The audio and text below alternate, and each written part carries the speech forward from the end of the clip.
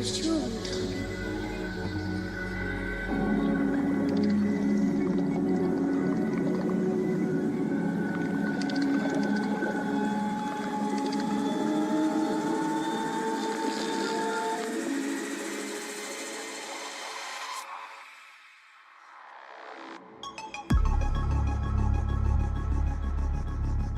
and opinions are not necessarily that of Beyond the Strange, host, guests, and affiliated. You have everything.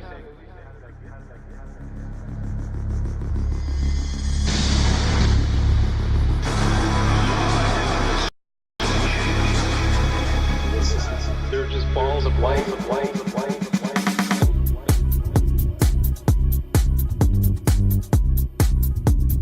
There's a ghost in the house.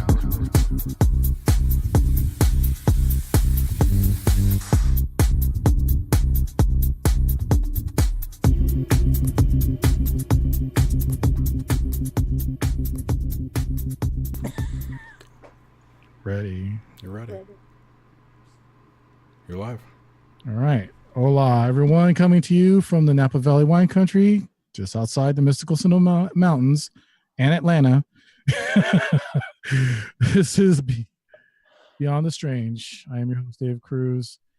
And I want to thank everyone for being here. Sorry for the delay. It was more technical difficulties, but we got the show up and running. Thank you to Mr. Jerry Cthulhu. Yay, everyone. Anytime. Just right now, I just want to remind everyone to follow the show on Twitter at Strange Days 2015. And you can use the hashtag Beyonders for questions and comments. Subscribe to Beyond the Strange YouTube channel. Remember to set your alerts to receive notifications like this. That way you'll know when the show is actually running. And yeah, for all the breaking news from BTS, you do want to do that. So subscribe and set your alerts today. And always remember, visit the website beyondthestrange.com for links and information. Hopefully I'll be getting help with my website in the near future. So that'll be awesome. We can talk about that if we want, but it's all good.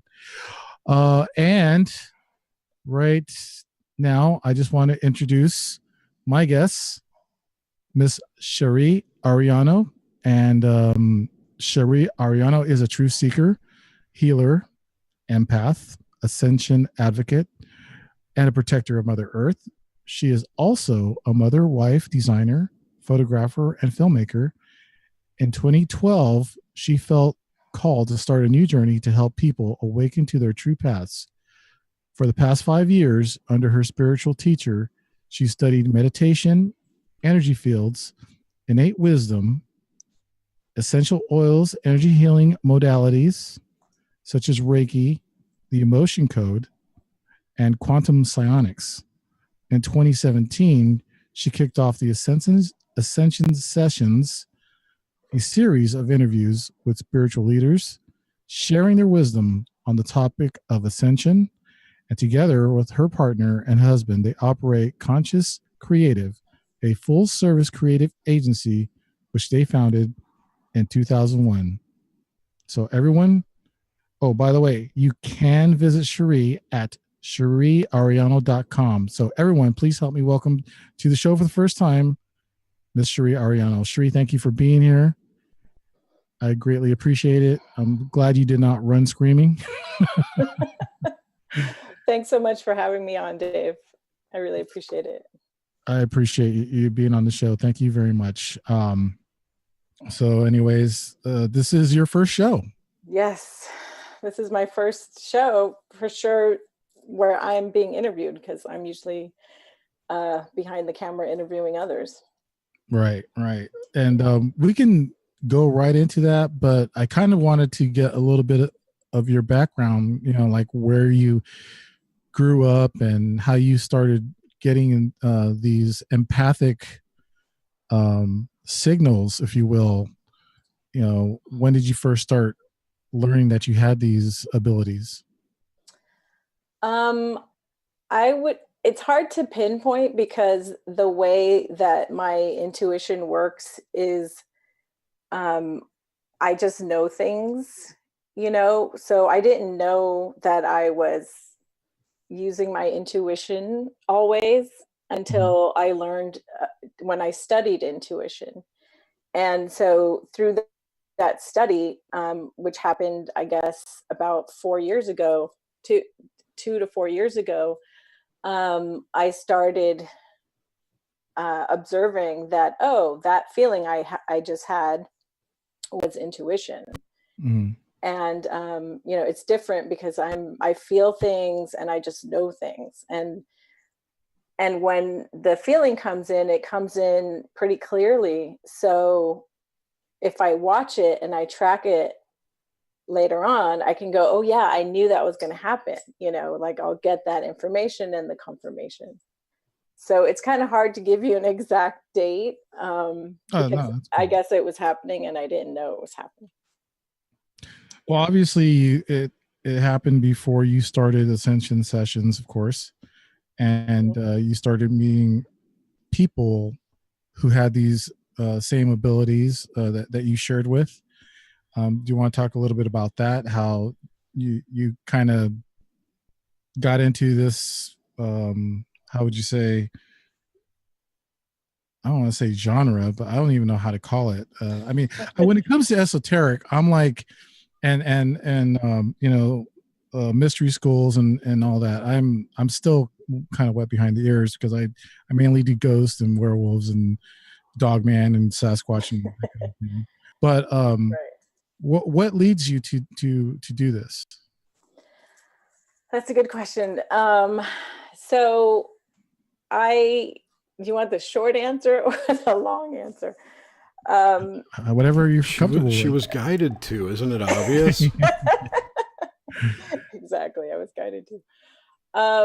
So since 2001, I always had this calling to help the earth and to do something good with my time and my skills. Mhm. And that's when I started Conscious Creative, which is, you know, our creative agency.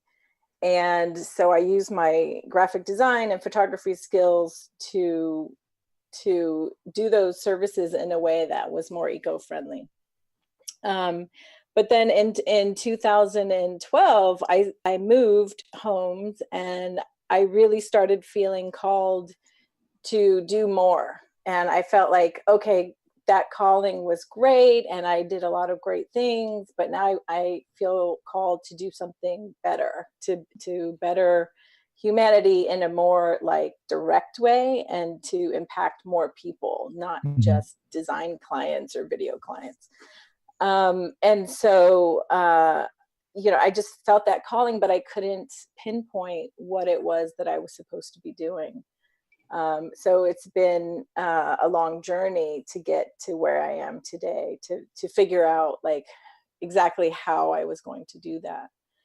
And so I studied with, you know, many different spiritual teachers, and I studied intuition, I studied meditation, I studied, you know, quantum psionics, as you mentioned, and I just kind of kept feeling along the way, like, what resonated with me and what felt like, oh, I can do this and I can make change and I can help people heal, you know. And so that was like the healing side of my journey, the healing work, the energy work. And with the Ascension Sessions, which is, you know, an online YouTube channel where I interview different spiritual leaders talking about what the ascension process means to them. That came online because, you know, I started hearing about the ascension in my own spiritual path. And I was like, well, what is that? You know, and everybody was talking about it in the spiritual community, but most other people had never heard of these terms other than, you know, in the Bible, the traditional definition. So I felt really inspired to create a project where I could share this information with others, with the masses. What does the ascension mean to you? Wow. Okay. So the ascension to me is like, it's something we're already going through. It is a process. Like there's a scientific side and there's a spiritual side.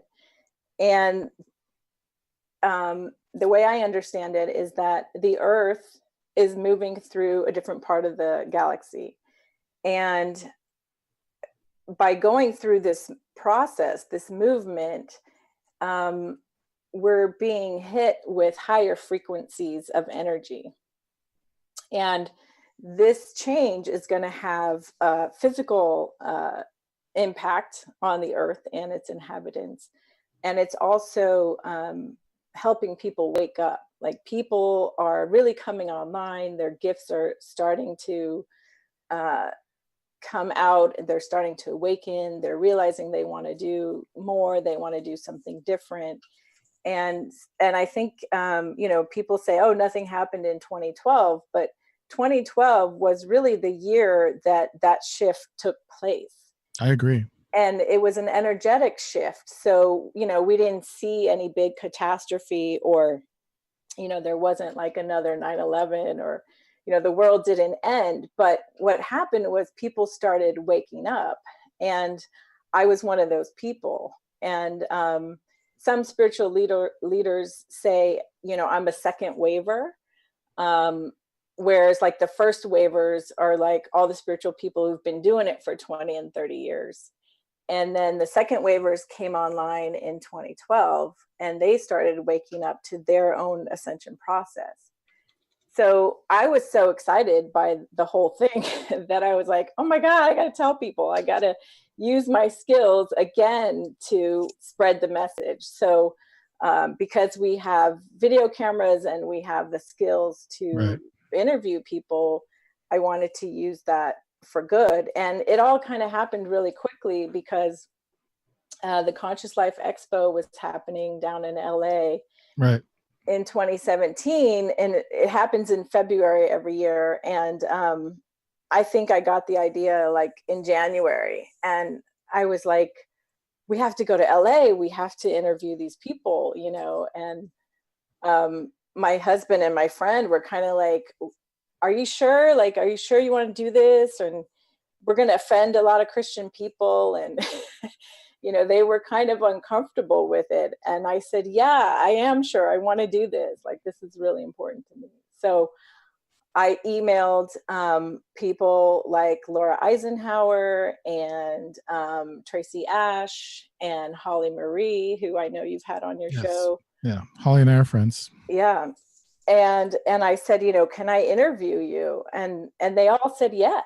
Like, all 6 people that I asked said yes, which was, to me, amazing, because I had no experience. They've never heard of me. I didn't have like a YouTube channel already. It was all new. And they all said yes. And so I went down there and with my friend and my husband, and we made it happen. And it's been still happening and unfolding slowly. I've seen some of those videos with Laura Eisenhower and Holly, and it's all part of the channel. When you approached them, how did they react to what you're doing and how you're doing it? By the way, Jerry, the Discord channel is showing on the show. Sorry. It's all good. Thanks, brother. But like when you approached them about this project, it's more than a project. It sounds more like a mission, if you will. I mean, were they like, this is awesome, this is great, let's do this, how did it make them feel to be part of it? I had a very positive response. I think that everyone, once they figured out what we were doing and that we were good people, I mean, it helped that, I had a business called Conscious Creative, and that's kind of the letterhead I used at the time to pitch them my idea. They were all very positive and receptive. And I mean, for someone like Laura Eisenhower, like, this is old hat, she gets interviewed all the time. And some of the others, it was a little bit new for them, and they were really excited because somebody wanted to interview them, And so I had the whole range, but everybody was really lovely. There was no question that, they didn't want to answer or made them uncomfortable, and Mhm. and they shared freely. And a lot of them talk about really off the wall things, like, for example, Laurie McDonald, who I think you've also had on your show. Yes, absolutely. And actually we did a skywatch with her Yeah, that was great. in Sacramento. In her interview, she starts talking about experiencers and abductees and her hypnotherapy sessions. And, that took me by surprise that she was going to go into that during that interview, but I'm Mhm. glad that she did. And, believing that we're not alone and in the universe was part of my awakening process. And like, I'm kind of still in the closet, but I think, like, people need to talk about that stuff because Oh, yeah. it's happening. And the more we talk about it, the more, the more people are going to hear about it. Yeah, absolutely. Jerry, you can chime in anytime. I just wanted to put that out there. No, I'm ascending right now. That's all I want to say. Yeah, you are.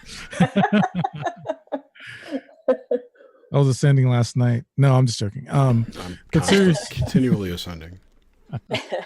No, but seriously, no, I think that's fascinating. I want to go back to a little bit about before you started doing all of this. You spent some time in India Yes. and Egypt. Yes, I did. What And was it like being Nepal there? and Sri Lanka too. What was it like being there and learning from some of the masters or teachers or however gurus? What are they called? All of those things. Really? Gurus, Okay. yeah, All master right. teachers. What was it like being around them? It was a really unique experience. It was fascinating and it was beautiful, and it's really hard to describe it because before I went to India in 2001, I lived in Los Angeles, and I did yoga like 4 days a week. I was like full blown yogini for like 4 years. And so I went there because I was in love with the culture and I wanted to experience it firsthand. And Right. being a photographer, I wanted to, take pictures and stuff. You got to do that as well. Yes. Kind of like document Right. things that were going on there at the same time. Right. That's great. Oh, and here's a funny story. So my friend Jennifer, who's listening, she was Jennifer. she was supposed to go to India with me, and it was her idea actually, and then she backed out at the last minute, and I said, well, I'm still going to go. So I was like thrust into the Maha Kumbh Mela, which is the largest religious festival in the world. Like, millions of people come to this thing from all over the world, and it's like you're in this big 5-kilometer square sand pit, and they all set up their tents, and it's just mass chaos. There's like smoke and sand and dust and noise like off the charts, and they were spraying DEET in the air to keep the mosquitoes at bay. And so that was the beginning of my journey. So I actually got to sit with all kinds of gurus and spiritual leaders in the Mela. And I was also living in an ashram for 3 weeks while I was there, who had, resident guru there. And we would sit by the campfire every morning with chai tea and philosophize on life.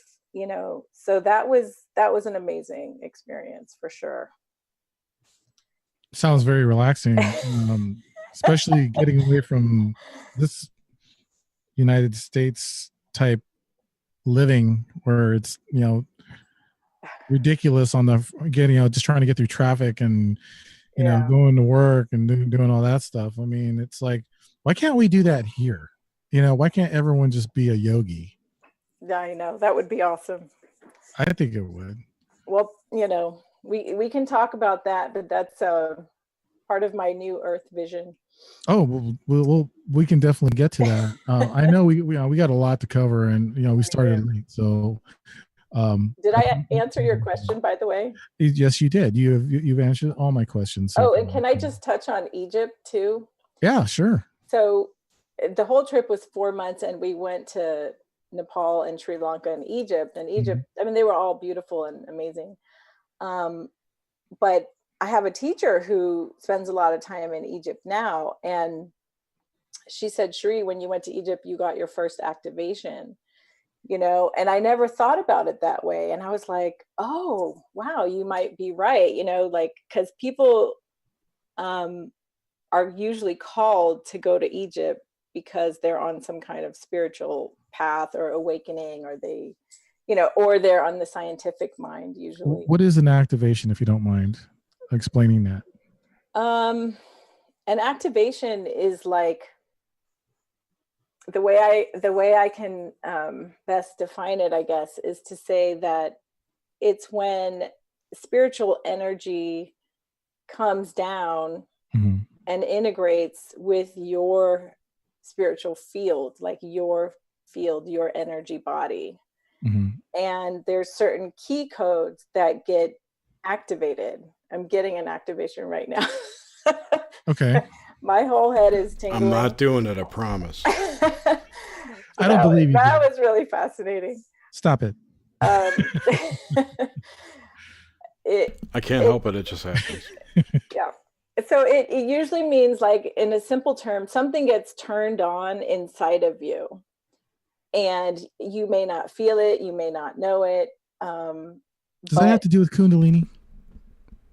Or is that something else? I think there's two types of activations. There's a DNA activation, which will flip bits on your DNA, if you will, and there's also chakra activations. Sorry if I'm jumping ahead of myself, but go ahead. No, there's the chakra activations, which there's energies that can, or frequencies that can activate your chakras. I told you. Right. This guy. Right. And it all activates your DNA, because when your energy gets activated, it's also affecting your DNA. So so I think this is good. This is all good, right? This is all good. Yes. Right on. Okay. Yeah. It can be bad too. I mean, there can be bad. Some people have, you're probably going to say that, Kundalini awakenings, and they're not on a spiritual path. They don't know what's happening to them. All of a sudden they're seeing other dimensions, or, feeling things that they don't know how to describe or explain. So it can be scary. Yeah. I gotcha. So Egypt was neat, and India and Nepal. Looks like you went to San Francisco and you started the Conscious Creative, and you have a couple of things that. Oh, I just noticed that before. No, this is after 2012. You did the Lovers and Others web series. We can talk about that. If you're not ready to go there, we can do that later.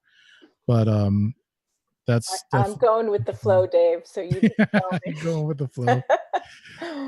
No, I definitely want to talk more about your experiences, that led you to all this. And by the way, I want to mention, I feel that 2012 was definitely a starting point, because I wasn't expecting doom and gloom.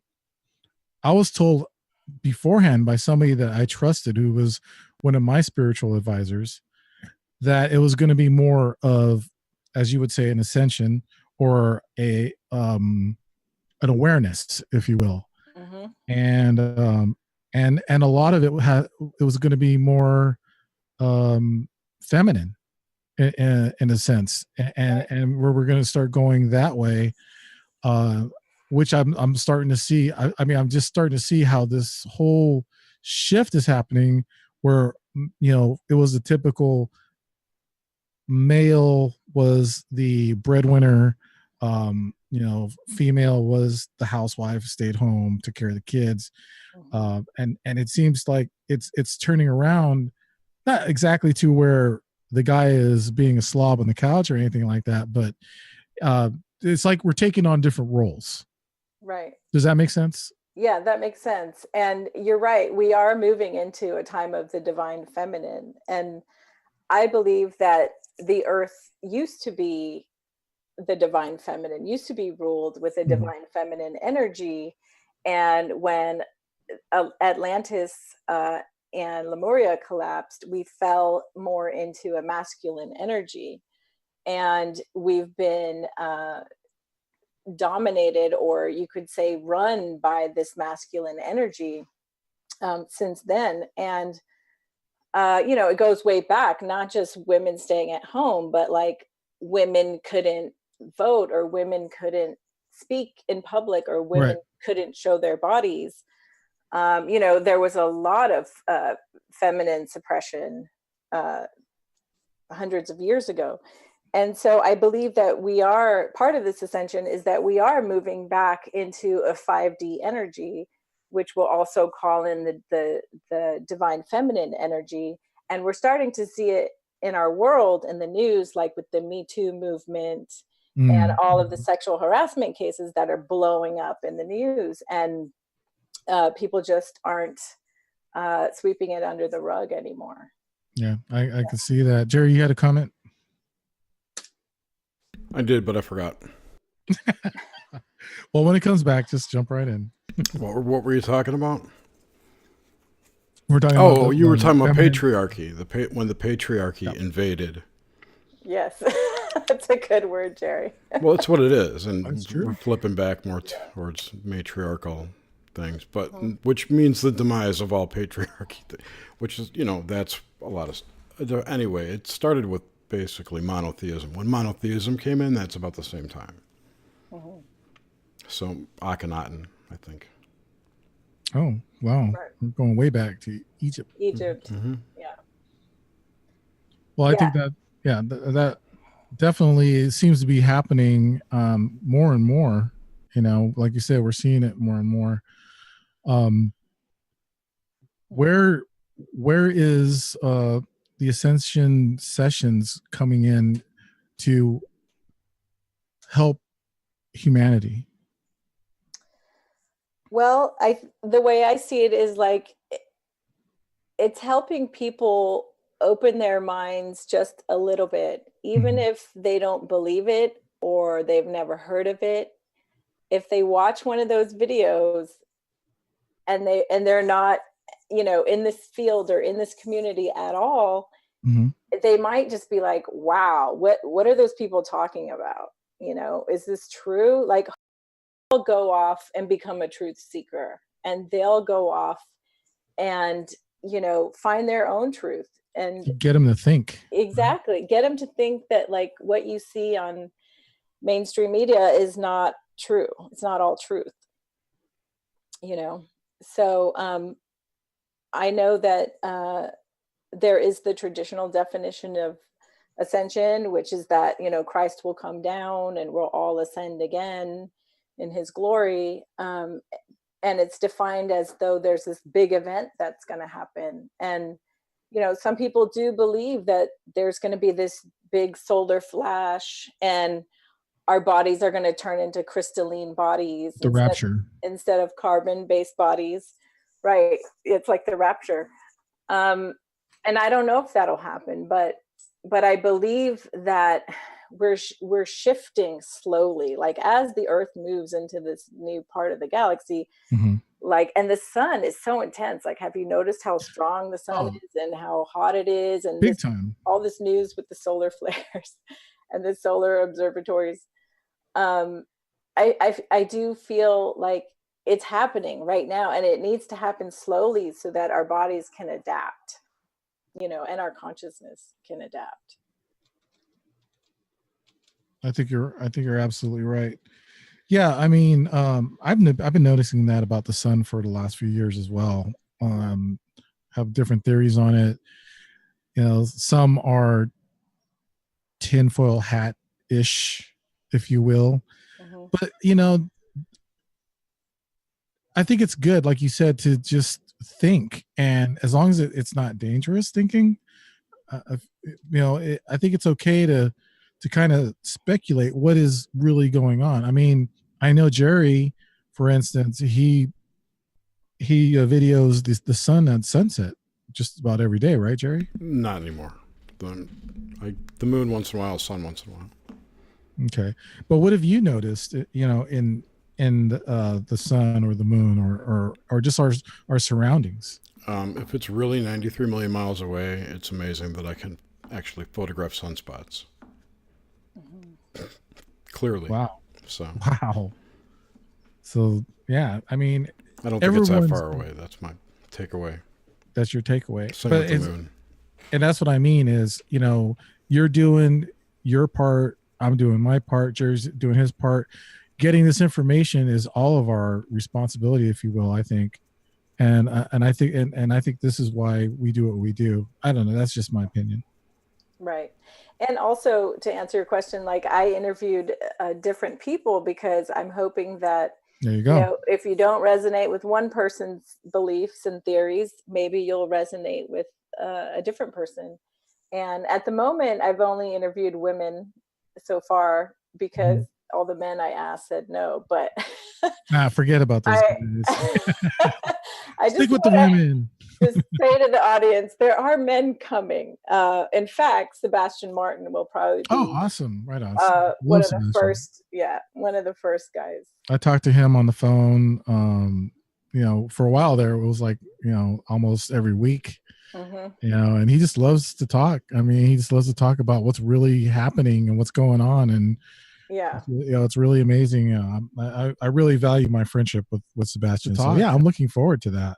Yeah, I do Matter too. of fact, I'm supposed to have him pretty soon. Oh, really? Oh, cool. He always has new information, so that's great. We were chatting at like 11 last night, so it's always fun and funny. He's a funny guy. Right on. Just want to address real quick the people in the chat. Thanks for joining us, Michael and Big P. If you haven't noticed, it's not me in the Beyond the Strange helm tonight. We are lucky to have Jerry to get this off the ground. And so Donnie in Alaska, thanks for joining us, and Suzanne and everyone who's in the chat. Robert Roulette. That's cool. That's a cool name. Is he in relation to Bobby Blackjack? Maybe. We got Spartan Oneg. Lots of people. Russ, thanks for joining us. So yeah, thank you all for joining us. Unfortunately, a little bit late, but we definitely got the show going right now. And tonight we are speaking with Cheri Arellano, and we're talking about her experiences and the Ascension Sessions. So we've covered quite a bit, and I want to kind of jump into a little bit about some of the people again that you have come across. I know you've been to places like you said, conscious awareness or the Conscious Life Expo. Conscious Life Expo. And it's important, I think, to do those things, because you get, like you said, we get to meet people who are like-minded, get different takeaways, if you will, from the same thing that we're trying to do. There's also New Life Expo up here in the Bay Area, which is funny because I went to it twice and I never ran into you, but I ran into a few people up here in the Bay Area. And then there's also Contact in the Desert, and that was that was kind of life-changing for me, actually. Going there and meeting so many people there. So what were your experiences? Well, I've been to all of those. I've been to the New Life Expo and Contact in the Desert, and just a month ago I went to Soul Tech Gathering at ESETI Ranch. Right, we want to talk about that. Yeah, we will. Cool.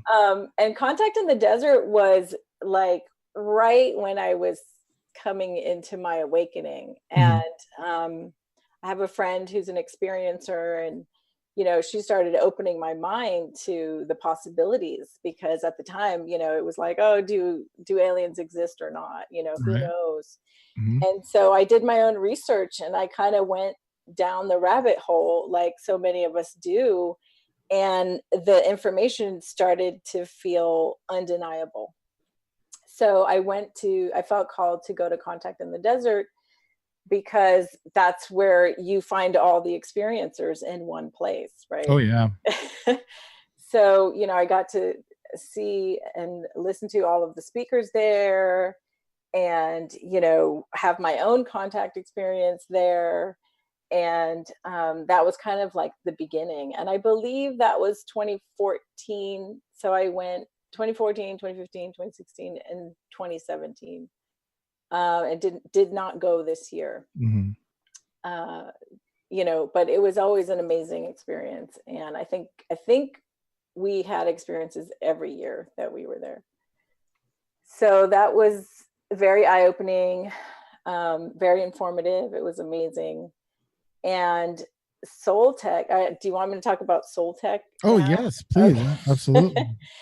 So Soul Tech Gathering, as you know, was put on by Modern Masters and Jimmy Church Radio. Mm-hmm.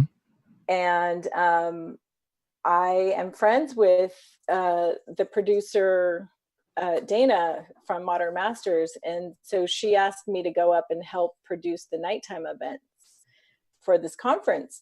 Mm-hmm. And I was kind of on the fence about going prior to that. I was like, I really want to go, but I wasn't sure if I could get away. And so I texted her one day and I was like, hey, do you think I could do Facebook live streaming from there? Because I was thinking about going up and interviewing people for the Ascension Sessions. Right. Mm-hmm. And she's like, no, there's no signal at ESETI. Really? Yeah. Wow. She's like, we're going to be out in the middle of nowhere. Forget it. So I was like, okay. So she's like, but I have this other thing for you. Why don't you come up and help me produce the nighttime events? And I was like, okay, great.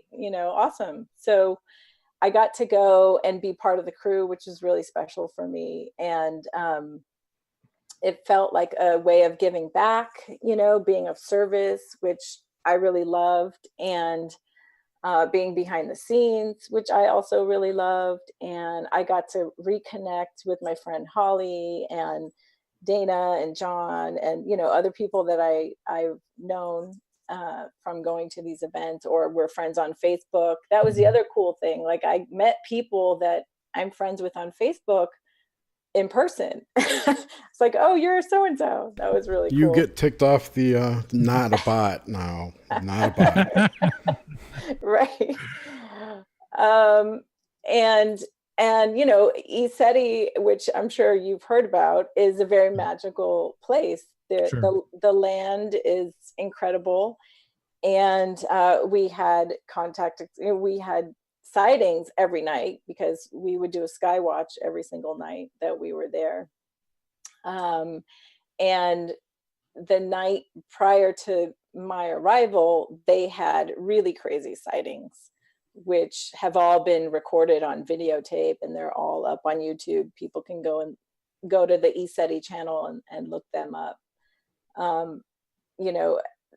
don't want to take up too much time talking about what those look like, but they were pretty incredible, pretty phenomenal. Right. No, yeah, I know we could, do a whole session on a whole interview on that by itself. But were those on night vision or naked eye, or how did you see those? Both. I saw pictures too. Just, yeah. Yeah. My friend Lisa had night vision goggles and she let me borrow her night vision goggles. So I saw stuff through the night vision. And then I also saw stuff with the naked eye. Mount Adams, I believe, I can't remember. I think it's 13 miles away. I don't quote me on that because I could be wrong. But the mountain was lighting up. Like there were all these lights, like big bright lights coming off the mountain, and like Close Encounters, right? And there's no roads there. Like where those lights were seen, there's no roads there because James Gilland has been up to the mountain. He's camped on that mountain. And so he kind of knows where civilization stops. And so that was phenomenal. Was he there? What are those lights? I mean, is it everyone's just belief that they're aliens, or is there some other explanation for that? I think they're unidentified flying objects. Okay. No, I do think that They're some other kind of intelligence. Mhm. You know, I believe, this is just my own personal belief, that they have the ability to be like a light being and manifest into the physical realm as well. You know, What we're too far Like away to see interdimensional, right? like a ship. They always look like lights. They don't Yeah. look like, what if it's based on their frequency and then the energy of whatever land they're manifesting under or over, right? So their frequency and the energy of that land may produce lights here, but like on Skinwalker, you get crazy dogmen things, right? It just I depends mean, on whatever's yeah, it pushed could in. be that. It Yeah, could be that. But doesn't I mean know, it's still unidentified. I mean, I don't know what it is. It's yeah, cool. No, it's cool. James has been tracking these for Years, years. yeah. You know, there's tons of footage of them. Anyone can go up and pull them up on YouTube. In fact, there's a guy there right now. His name is Robert Freeman, I think, and he's been posting all these live YouTube videos where he's got like 3 screens set up. One is infrared, one is heat seeking, and one is regular. Right. And Right. he was showing how you could see the lights on one screen but not the other 2 screens. He's doing this at ESETI, Yes. and he's doing Yes. it live. Yes. How's he doing it live if you can't get a signal out there? I don't know. Well, maybe it's not live, but it's I thought it was live. I could be wrong about you that can get part. a signal out there. Yeah.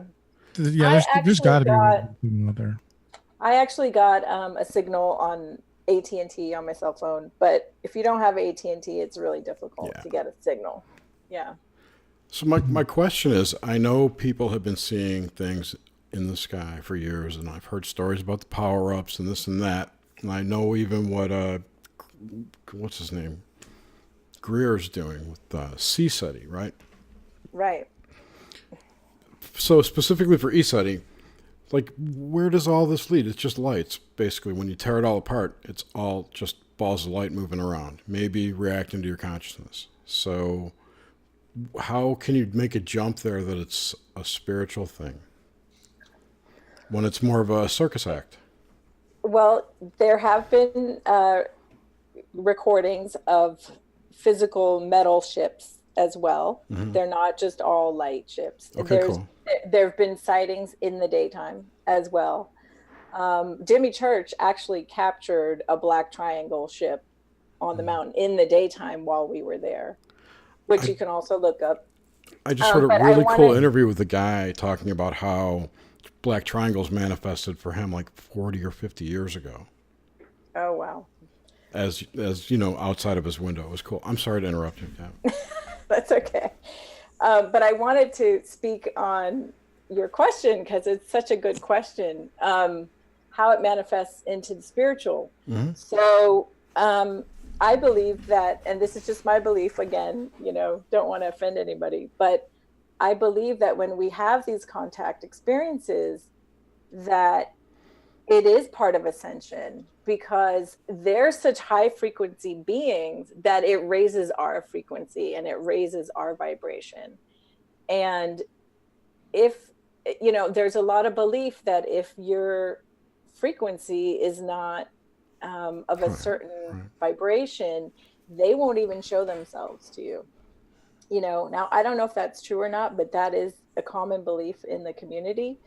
And I just want to say that the way it ties into the spiritual for me is that having those contact experiences opens your mind more. It raises your frequency. You get excited, you know, so Maybe some activations you don't know about. yeah, exactly. I mean, depending who's coming in, you could be getting activations. Okay. Yeah. So Wow. Thanks for asking. that's really interesting. So I'm real curious on how things That's a great changed question. after that experience for you. You know, did you Which, become which experience? after going to ESETI and seeing that after, you know, post ESETI, with this expanded awareness now that you've got this new look, whatever you want to call it, how has that brightened your future? Well, I'm just saying, how has it made your life better? Is it beneficial? Yeah, thank you. So the whole event was incredible. And I have to say that, like, I don't want to sound like, oh, I've been there, done that, because I have had successful sky watches in the past. So, seeing the ships in infrared is cool, but it wasn't like, it wasn't like new for me. So, but you don't know they're ships. They're just lights. The best part. Yeah. Okay. The best part for me were the human connections that I made with friends, and also what I learned from the speakers and the teachers. Like, I had a huge shift happen because I went to this workshop, and I don't know if I should say names or not, but the woman like gave me a reading, and it like everything came into clarity for me, because for the past 6 years I've been asking myself, what is my path, what is my mission, what am I supposed to be doing? Mm-hmm. And that information like totally cleared it up in like so it was a huge moment for me, because I'm no longer clouded with that question, because I feel like that question keeps people in a state of insecurity or not feeling confident about their path or what they're supposed to be doing. They know they want to help, but they're not sure how. So you got the clarification. Yes, I will do Dave's show. Exactly. Worry and being worried about stuff like that. Don't have to worry about it no more. It's like that was when you're doing that confirmation right there. Your focus is elsewhere and you fall off your path. Exactly. Just don't worry about it. Awesome. Yeah, so that was huge. And then I met this healer guy named Matthew Ryan, who's awesome, and he's based in Taos, New Mexico. Sounds and familiar. We did some journeying, and his style of journeying is very similar to one of my other teachers' style of journeying, and so it really resonated with me, and I had an incredible journeying experience. So that was huge for me as well. That's awesome. And that's great that you got to go to that. I also know that other radio hosts like Clyde Lewis do those kind of, he does those things as well at ESETI, and other people like oh my gosh, I'm gonna mess up on their names. I'm not even gonna go there. Contact of the Desert people. No, well, they did go to Contact, but now they don't, and so it's kind of like Clyde Lewis's entourage, if you will. But like Ryan Gable, we need a Clyde Lewis Jimmy Church cage match, right? I want to see it, man. I definitely Anthony Patches the ref. It'll be like Thunderdome, but no, I really want to go there. I want to actually go to Mount Shasta as well. I mean, that's not that far from us. From us, yeah. I love Mount Shasta is my home. Like, I feel like that's where my heart is. And I had an incredible Skywatch experience in Mount Shasta. Yeah, I'm dying to go there. Yeah. Did you see it? No, I haven't seen that. Well, it's on the Ascension Sessions YouTube channel. There's a Skywatch video that I recorded with Tracy Ash.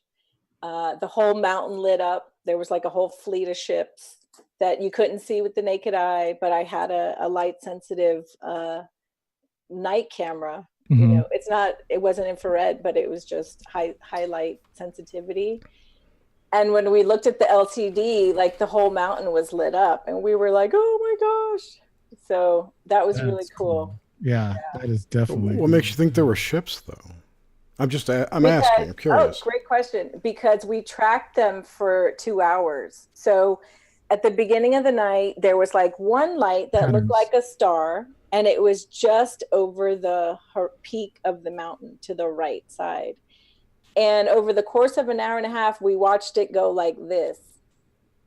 And then we started seeing other ships coming, lighting up, and they were all following that mothership. We called it the mothership because it was the brightest one, and the other ones were smaller, and they kind of followed the same path line as that ship. And then at the end, when we realized we could see it on the LCD, because we couldn't see them all with the naked eye, there were many more ships that were following that trajectory and blinking, so they weren't stars. So there. No, I was kidding. But yeah, Cool. no, there's people who've been doing sky watching, and it does sound like you've been doing it quite a while, Cheri. Is they find that there's patterns and different things to look for and look at. And I know, like, when I was at Lori's Skywatch that night that you were there, and we got to see some of those patterns, and we got to see quite a bit of things that happened that night. One of them was, it looked like it was possibly a meteor or a falling star, whatever you want to call it. Right. It was definitely a big flash of light in the sky, and I thought that was pretty cool. Yeah, that was awesome. I think that was a shooting star, but it was still really cool to see it. Yeah, absolutely, right on. Cheri, you think we can go ahead and pause for a quick break and come back? We can talk some more with Cheri Arellano and talk some more about the Ascension Sessions.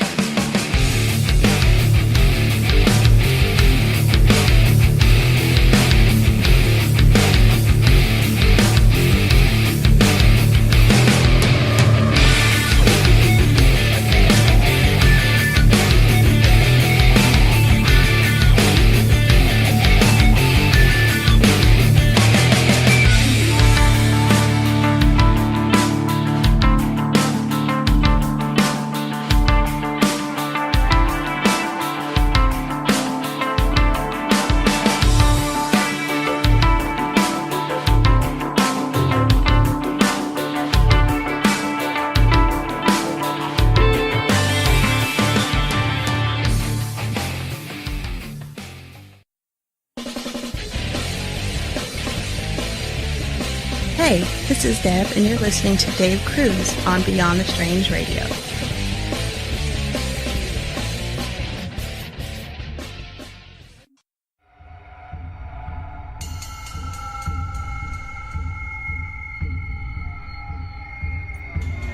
I warn you, this could scare you, as the sound bothers me to listen to.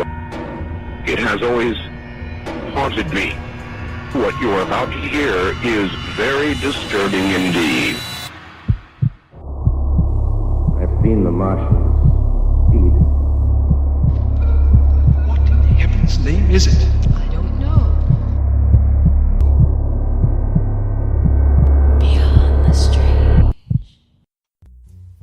Have you ever looked skyward and pondered UFOs, aliens, time travel, alternate universes, and parallel dimensions?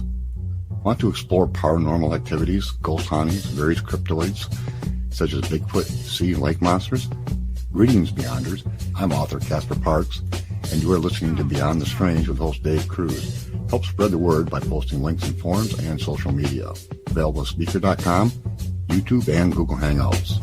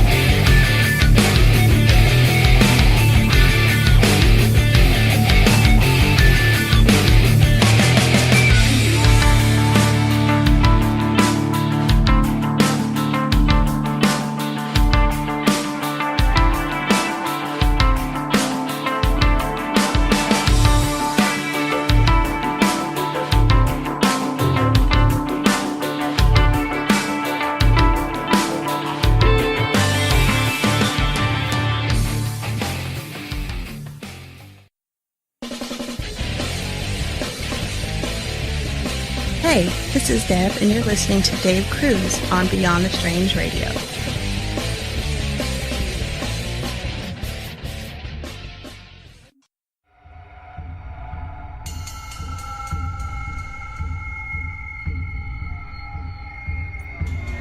I warn you, this could scare you, as the sound bothers me to listen to. It has always haunted me. What you're about to hear is very disturbing indeed. I've seen the Martians eat. What in heaven's name is it? I don't know. Beyond the Strange. All right, and we are back. Thank you very much, Have you ever looked Cheri, skyward for and pondered handling the UFOs? controls, man. We couldn't have done the show without you. We are with Cheri Arellano, and we're talking about the Ascension Sessions. And again, I just want to thank Cheri for being on the show tonight. And once again, thank you for being on the show, Cheri. Thank you for having me, Dave. It's been fun. And Jerry, thank you so much for your help. Anytime. He means it too. He really does. But yeah, no, it's been a fascinating evening tonight, learning more about what you do, Cheri, and your experiences. After Soul Tech, yeah, you mentioned that you gotten this confirmation, and I know it has a lot to do with the Ascension Sessions, but what about your other projects that you have? Especially with the Quantum Psionics. Explaining more about that. What is that all about? Okay. Yeah. So actually the confirmation I got was more around, well, actually, yeah, it's hard to say. Okay. So the confirmation that I got was that I was told that I'm divine light. And that what that means to me, like how I translated that was that it doesn't matter if I'm filming spiritual leaders or I'm doing energy healing or I'm building a website. My mission, if you will, my path is simply to hold light and to spread the light in this lifetime. Mm-hmm. And so the clarity that I got was just keep shining the light. And it resonated so strongly with me that, I named my healing business Divine Light Quantum Healing. And basically, this year I got certified in a healing modality called Quantum Psionics. Mm-hmm. And it's a combination of healing through divine guidance, intuitive information, and dowsing. And it was a system that was developed by a woman named Regia Prado in Brazil. And it's really difficult to explain how it works. That's used in magic, right? I mean, it's using magic. Exactly. Psionics means like the power of intention of the mind, right? And our mind is part of our conscious body. And so it's like the power of intention, which is, who was it? Tony Robbins, who had the power of intention, or somebody. But basically it is the power of intention with healing and also divine guidance. So basically when I do a healing session, I'm calling in my I am presence, or my higher self. And I'm also calling in your higher self. And we're talking, we're like working together to heal whatever information, whatever issues need to be healed. So when I'm dowsing, I'm given tools to use to raise your frequency and to bring you back into alignment with your perfect alignment for your energy body. So if you have an issue with speaking up. And not that you do, because you're a radio show host, but Oh, it took time, believe me. you know, then things would come up to help remove that fear around being heard, or, you know, maybe it's your throat chakra or whatever is going on. So it uses energy, it uses quantum information and energy, and it's divine guidance. It's really hard to define in words. You just kind of have to experience it. Cheri, did you want to ask a question? I did. How does that technology differ from the QHHT stuff? Is that quantum healing? Hypnosis therapy. Yeah. I think they go into hypnosis more. Mm-hmm. I don't do any hypnosis. I've never had a session with that type of healer, although I know someone who did. So with the psionics, you just contact directly the higher self. There's no conduit. Right. Exactly. Mm. So you don't even need to be in the same room with the person. Correct. Cool. Yeah, I can do it over the phone, or, you know, over Skype, or you can just say, hey, I have this thing, can you work on it? And I can go and do the session on my own. The person doesn't need to be present. Is that like going into like the astral realm, like, you know, your higher selves and meeting in the middle, sort of? Mm-hmm. Yeah, it is. In fact, that's where the work's being done. Right. So I one of the first sessions I did when I was learning, I did on a friend of mine who's also a seer and a healer. And he's like a real seer, like he can see everything. It's kind of crazy, actually, what he can see.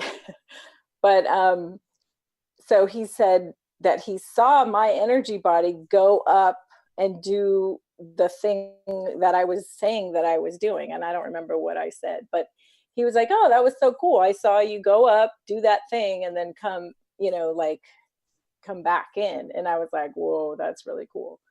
So because I can't see energy that way, I feel like I'm more clairsentient. So I feel things, but other intuitive people see or hear or whatever. So that was really cool to receive that kind of confirmation from him. Yeah. That is pretty neat. Yeah, I know what you meant, Cheri. Thanks for clearing that up. I want to go back in the chat real quick. I think I missed a question from Michael, who's in there, and kind of hoping that I say the question right, but what he was talking about is his UFO experiences stopped. He's talking about his, right? Yeah, when he moved from Arizona to Virginia, they stopped. Right. He wants to know if his ascension stopped as well.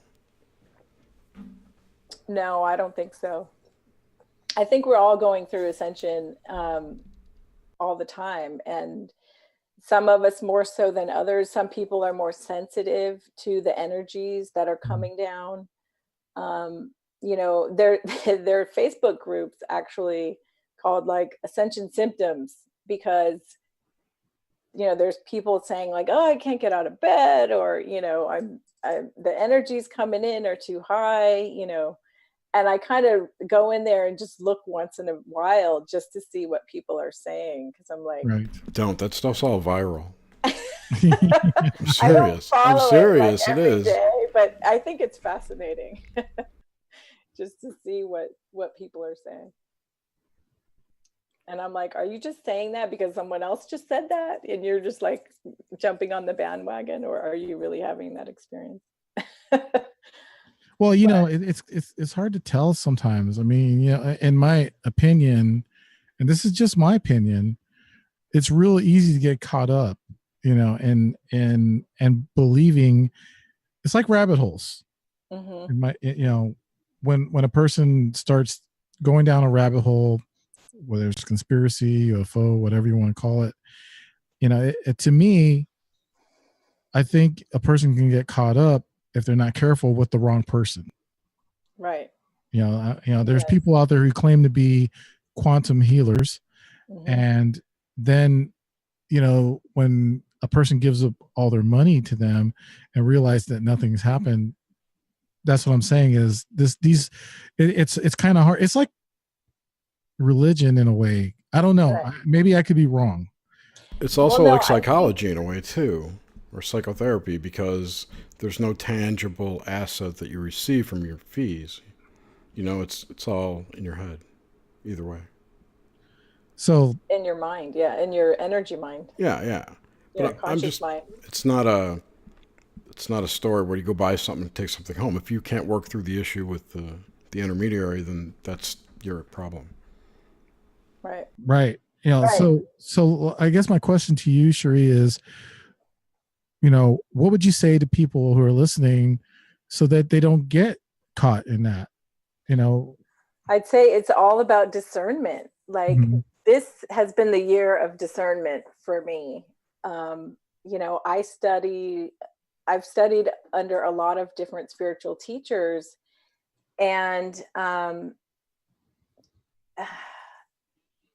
first of all, everyone's human, you know, and I think that everyone makes mistakes, and that's totally normal. Mhm. I unfortunately had some bad experiences with people who intentionally seemed not in their highest light.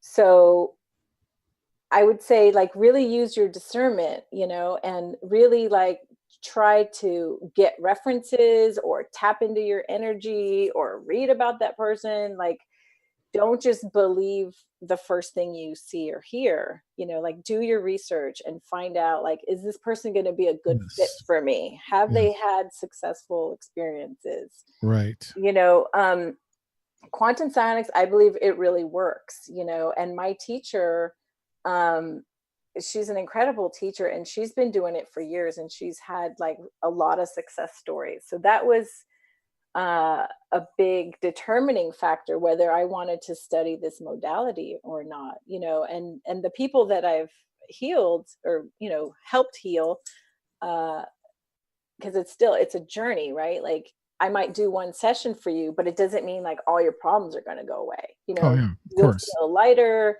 you'll feel yourself working through that issue, you know, light will start to come in that area. But it doesn't mean I'm going to make all your problems go away, you know. And I believe that when you're working with esoteric and energy systems, like a lot of it is what you believe and what you put into it. Like if I do a healing on you and you don't believe any of it and you're skeptical and you're negative, like your energy body's blocking it, so you can't even receive what I'm doing. That's what I think. You know, you have to kind of be open and receptive to receiving the healing. It's almost like you have to have faith. Exactly.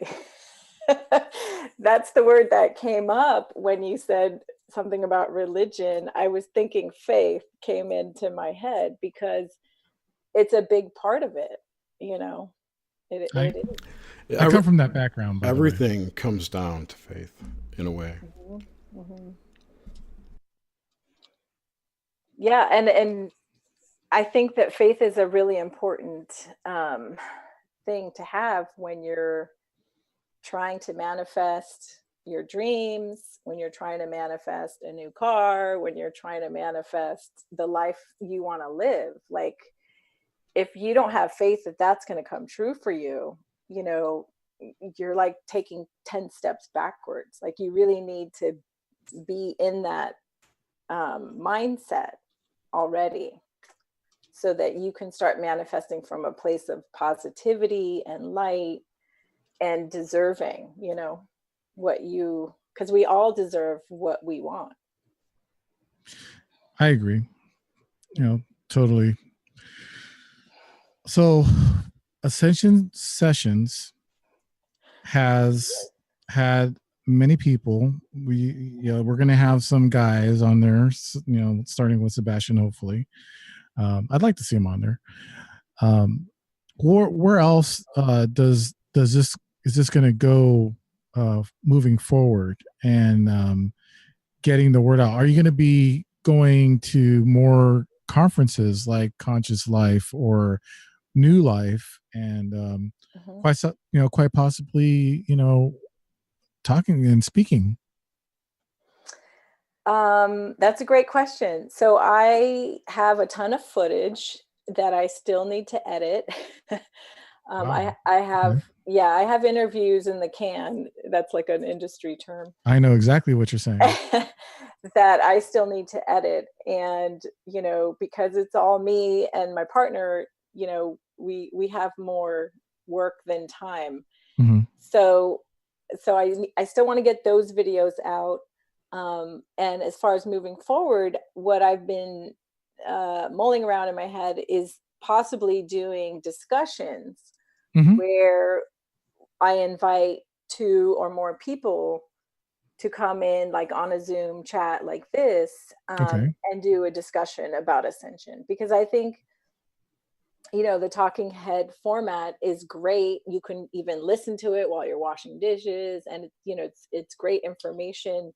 But I would love to also have a series of videos where there's more than one speaker, and maybe we're even getting like some differing opinions,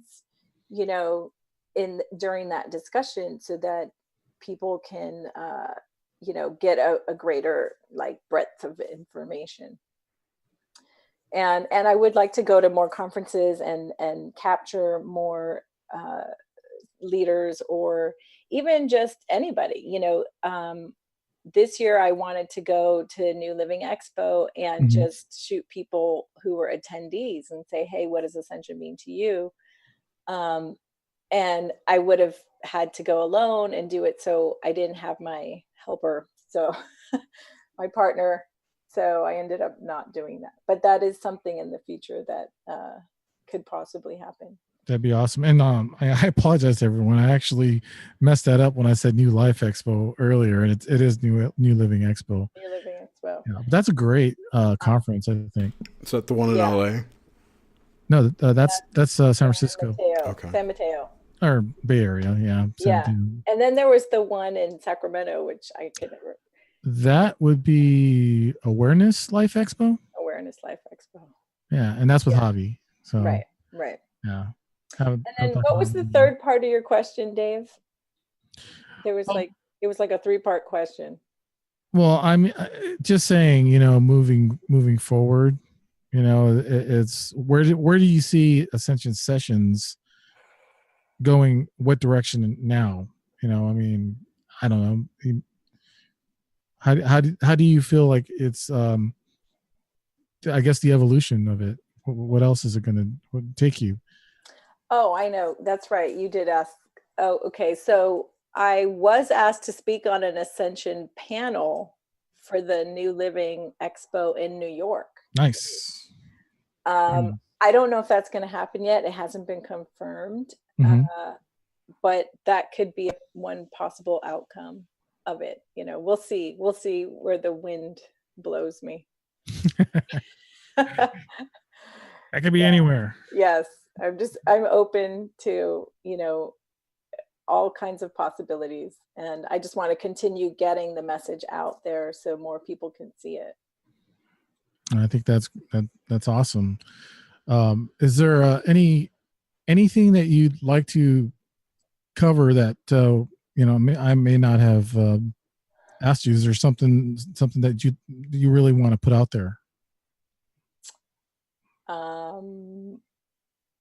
I think we covered a lot. You mentioned lovers and others. I can speak on that really quickly. Yeah, absolutely. Yeah, so I know I do a lot of things, and it's kind of confusing, especially to people who don't know me. And when I was writing my new bio, I was like, how do I write this in a couple of paragraphs? It was you did a great job, by the way. I think. Thank you. So Mark and I, my husband and partner, we've been making films since 2002, and in, I believe it was 2013, we started a web series called Lovers and Others, which is it's his baby. He's the writer, director, producer, and I've been the cinematographer. and co-producer. And we just completed season 1, which is a 6-episode series. And the series is about the complexity of love and relationships. And there's a underlying theme about a self-help guru who is not all that he seems to be, you know? So there is like a little bit of a new age message in there. And we just got invited to the Minnesota Web Festival in Minneapolis, which starts fantastic. Yeah, it starts on Friday. So we'll be flying out to Minnesota to take part in that. And he got nominated for Best Director, and the series got nominated for Best Drama. That's great. That is really awesome. So that was really exciting. So hopefully we'll go there and we'll get to like hang out with other web series filmmakers and take a cruise. We're going to take a cruise on Lake Minnetonka, which I've never done. Oh, and we're going to go to Paisley Park and see Prince's house. I've fished on Lake Minnetonka. You fished on it? Yes, I have. Yeah. I think it's a big fishing lake, isn't it? It's the land of like 10,000 lakes. Yeah. Yeah. That's like the only place I've heard it mentioned is in Purple Rain. I'm sorry, but Right. Oh my gosh. That's so funny you mentioned that, because everyone's going to be like, you're Mark so weird. said that. Mark was like, okay, do you remember the scene in Purple Rain when what's her name got baptized in the lake? That was Lake Minnetonka. Apollonia. Yeah, Apollonia. I was like, no, I don't remember that scene. We got to go watch that again. Yeah, it's it was a very interesting scene. Right. It's like kind of saucy, isn't it? It's a little steamy, I guess you could say. In an 80s big hair kind of way. It's Prince. Come on. So yeah. Right. Absolutely. But no, that was as soon as you said that, I'm like, oh, I heard that lake. Heard of that lake. I know where's that. Yeah. But no, that's really cool. And doing the web series and shooting it from a production, standpoint. What's it like? I mean, because you have to work with the actors, right? You got to, tell them, this and that and the direction and all that. What is that like? I mean, that's like Hollywood stuff, man. That's cool. Yeah, it's fun. It's a lot of fun. We always love being on set. We're usually able to shoot our episodes in like 2 days. So it's like 2 days of being on set, and then it's like months and months of editing, It's wow. And it's also like a passion project of ours. So, it also kind of gets like the back burner in terms of priorities with client projects. But yeah, we're excited about it, and we love working with actors and just being in that environment. It's a lot of fun. And when you're doing it, you're kind of like, somebody pinch me, like, is this really happening? Because right. you're doing what you love, so it's great. No, that is great. That's really awesome. And we got a few latecomers that came into the show, and they're asking questions now. Okay. One of them is Donnie, but Donnie wanted to ask you about, when did your Ascension Awakening start? How long ago was that? And I believe you said it was before 2012. Well, I would say it started in 2012, because that's when I really felt the calling to do something else. Like I love doing graphic design and photography and filmmaking, and web design, but I don't love sitting at a computer all day, and I love using those skills for helping good causes and socially conscious organizations. But I felt like I wanted to do something more hands-on, and that's through my healing practice. And then I use the media to reach more people, with the Ascension Session. Absolutely. Yeah. So it's kind of great because I get to like focus in and have like a one-on-one, but also like use media to reach more people. But yeah, Donnie, I would say 2012 was when I started feeling that call. That the second time around. I guess 2001 was kind of like a different calling that I also felt. That's sure. when I started Conscious Creative. Yeah. And here I am. Awesome. Well, again, I want to thank you again, Cheri, for taking the time to talk to me and not running away again because the show started a little off time. But no, this has been a fascinating evening and a great interview. I hope that you come back to the show again. Thank you. Can you please tell the audience where they can find you and everything that's you? Yes. So cheriarellano.com is my new website that I just launched today, which has my healing business information. And there's also a page on there about the Ascension Sessions.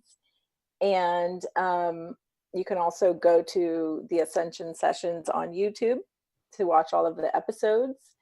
And loversandothers.tv is where you can go and watch that series if you're kind of like into independent filmmaking and narrative stuff. I think that's great. This is, like I said, this has been awesome. This has been an awesome evening, and hope that you come back very soon. I hope to come back as well, and maybe we'll get lucky and have Cheri with us again. Oh, absolutely. I'm sure Cheri will be fine with that. Sure. I enjoyed having you on the show, Cheri. I enjoyed speaking with you too. Thank you. And a reminder to everyone out there, I want to put it out there that Cheri's going to be part of it as well, along with some other hosts. That we are starting a new YouTube channel, which is called Shadow Travelers. It's live right now, but we are going to be bringing in more original content as time goes by. It's going to be awesome. We are expecting to have a lot of people bring in their content, and quite possibly maybe even Cheri. So we can see some of her content as well, along with her channel, the Ascension Sessions. Yes. So once again, I want to thank everyone again. Thank you again, Cheri, and everyone out there who's listening and who's enjoying the show. I appreciate it. Remember to go to beyondthestrange.com. And Cheri, real quick, do you want to plug anything, please? Yes, you do. Come on. Nox Mente, Yep. Wednesday nights. Absolutely. You can watch me and Nish interview people about their dreams and make them feel awkward anytime. On Wednesdays, though, we do a live show. And it's a good time. Yeah. Please post the link of your show. It's noxmente.com. I'll post the link in chat. Absolutely. Maybe. And that's 6 p.m. Pacific, right? 6 Pacific, 9 Eastern. Same bad time, same bad channel. Except there you go. In October, we have Thomas Sheridan on, and that's going to be like 5 p.m. 2 right on. Pacific. Yeah. And we posted all of our links like in Facebook or something, right, Dave? Yeah, it's on the Beyond the Strange Facebook page. Yes. And you can find that as well. I'll probably copy some of that and put it on the website itself. And yes, by the way, next week I'm going to have Russ Bailey of Black Sky Paranormal. So we are going to get into some more ghosts and things that go bump in the night. And next month is going to be Beyond the Strange's Halloween month. And we have guests, L.M. Labatt's going to be joining us. Jim Harold of Jim Harold's Campfire, which is an awesome YouTube channel. We've got a lot of things coming down the way. It's going to be awesome. So again, stay posted for that, and check the website and check the Facebook Beyond the Strange page. So thanks again, everyone. Thank you again, Cheri. That's been a great evening. And Cheri, thank you one more time, Mr. Wizard. Thank you so much, Dave. Everyone, yeah. Have a good night. Thanks. Bye-bye.